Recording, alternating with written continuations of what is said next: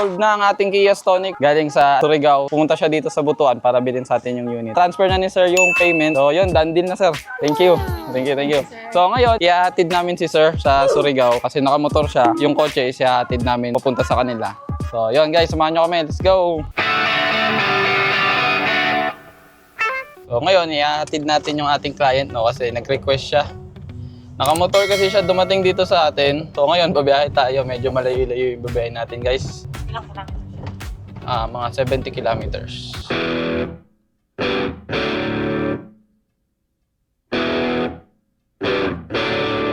Kumontak siya sa amin kagabi. So yun, nagkasundo kami sa presyo, no. Medyo tumawad pa siya. Mababa na yung bigay namin, pero tumawad pa siya. So binigay pa rin namin. So ganun tayo dito ngayon sa AM Garage, guys, no. Mga gusto nyong kotse, quality, tapos gusto nyong tumawad, sagad, sige, pagbibigyan ko kayo guys, tawad, sagad.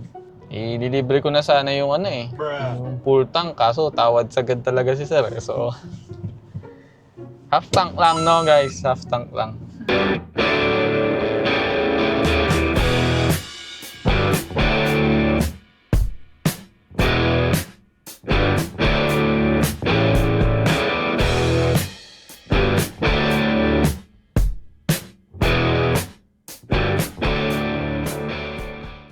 Meron na lang tayong 11 kilometers guys. Sana may masakyan pa tayo pauwi na.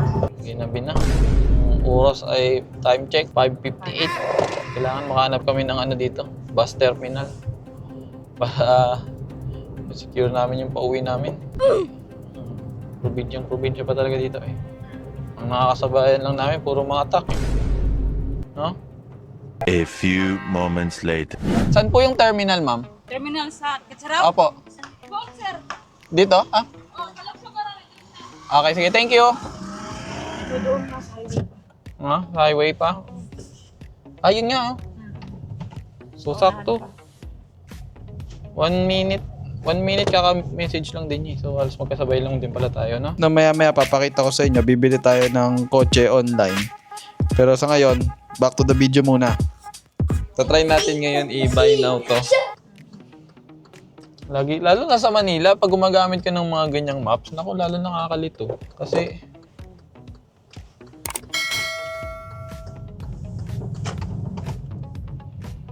lalo na yung madaming pasikot-sikot sa Manila. So, yan. Lang. Ayun, doon na lang tayo. Hello, sir. Nandito na po kami sa May nakita kami, police station pa left kami. Oo, pwede na rin pakuan ma'am sa terminal. Ayan o, terminal, sakto. Brad, sakay na lang din tayo. Sakto, nakita kami, sir. Nakita mo kami, sir? Sige. Ada na. Oh. Ayun si Sir, Yun pala si sir. Sige, sir. Bye, Stonic. Salamat sa iyong serbisyo. Sir, kanina pa kayo? Wala, pagkukay na. Magkasunod lang pala tayo? Oo. So, paano? Paano, sir? Ikaw na bahala dito? Okay na. Sir, yung pala nito, tubig sa wiper, hindi ko nalagyan. Asam na punta ka sir. Hindi ko nalagyan. Ang lagay mo lang doon is yung purified water lang. Okay. Ito yung sa gas. Okay. Unleaded lang yan, sir. Related. Oo. Tapos yung sa wiper, ito dito. Tubig lang yan, nakalimutan ko lagyan. So, yun, sir. Thank you ulit. Salamat sa tiwala, sir. Message lang, sir, pag bali, next month, no? Okay. Paano to, sir? Naka-on lang. Asa na, naroon ko i-check din kadali. Sige. Dito lang muna kami. For releasing na, no? Ng ating Kia Stonic 2023 model. So, yun, binyahin natin siya from Butuan City to dito sa Kitsaraw, no? So, ito yung terminal nila. So, ito. So, bago lahat dito, guys, no? Good condition. Sir, picture na lang, upload na lang sa Kunwari lang, may inabot akong susi sa'yo. Susi, ko ba yung susi? Huwag na. Ganun lang, kunwari may inabot ako. Edit ko na lang. Thank you. Thank you, sir. Salamat, sir. Ingat kayo. Yan na.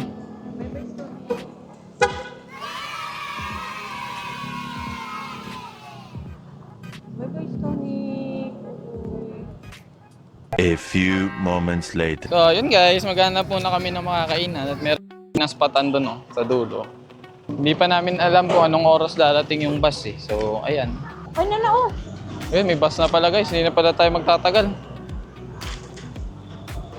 Ayan na, ituan. Yeah, yan na. Yay, guys! Ayan na. Biliin na tayo ng crackers. Bili ka na, dali. Ika na. Bili ka na ticket. Ay, oh. Ticket muna kaya unahin mo bago crackers. Oh, kaning duhat eh. Yan lang, te. So guys, yan yung sasakyan natin, no? Tapos, dahil Tara. nagutom kami sa daan, bumili na lang muna kami ng suman tsaka netong lecheria. Yun, buti aircon.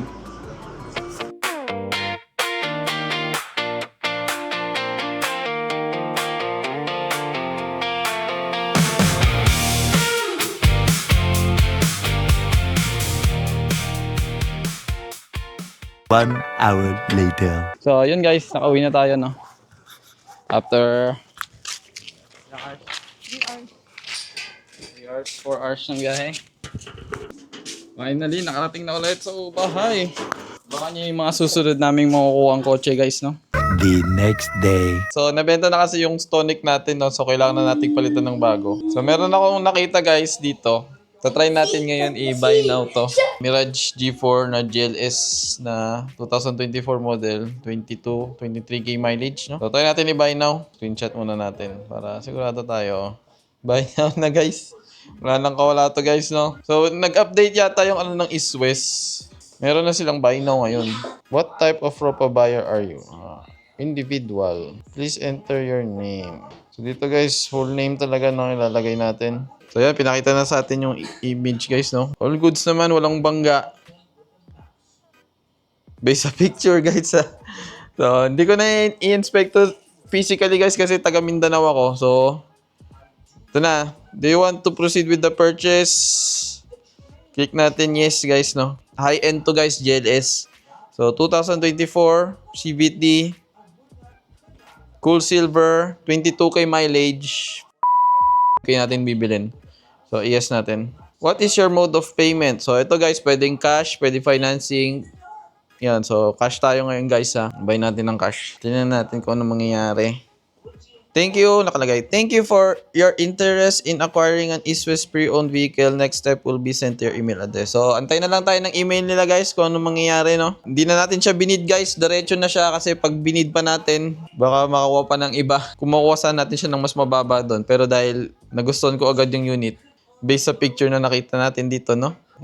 Okay naman siya, guys. So, tingnan natin ng maayos yung picture, guys, ha. Paano ko nalalaman sa picture based sa picture? Ito, guys, hindi ko recommended to. Mas maganda pa rin i-inspect nyo siya sa physically, guys, no? So, paano ko siya i-inspect, guys? Una, tinitingnan ko yung body niya.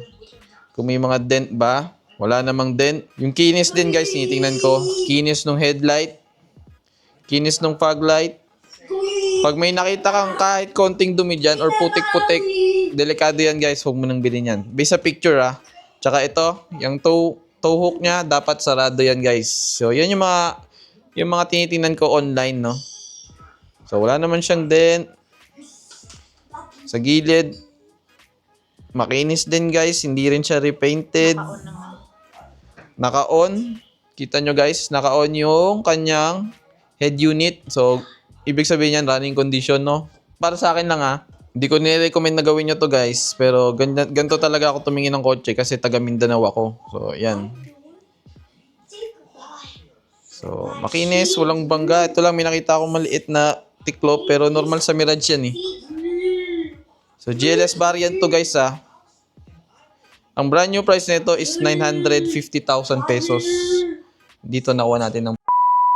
Iba na sila ngayon, guys. So, dahil binay now natin siya, automatic na, guys, no? So, after natin mabuy now, after 2 minutes, nagpadala agad sila na na-award na sa ating yung unit. Kailangan ko na lang fill upan to, tapos babayaran na natin sa bangko. So, meron lang tayong 8 days para i-process to, para bayaran to, para fill upan, at isend sa kanila. So, yun na, guys. So, papakita ko na sa inyo, skip na tayo sa next week, no? Babayaran natin.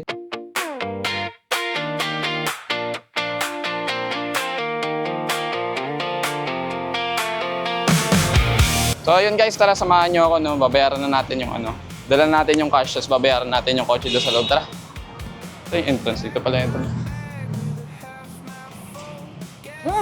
Low in the sky, stay gold. Your name on my phone like a bent up sign. One more mile and I feel just fine. So yun guys, okay na, no? Nakuha na natin yung ano, nabayaran na natin sa loob. Abangan nyo yung susunod naming video, no? Bale, uuwi ulit kami ng Manila para kunin yung kotse. So kung umabot ka dito, thank you for watching. At like and subscribe na, no, sa video natin. So yun guys. Should I stay or should I go?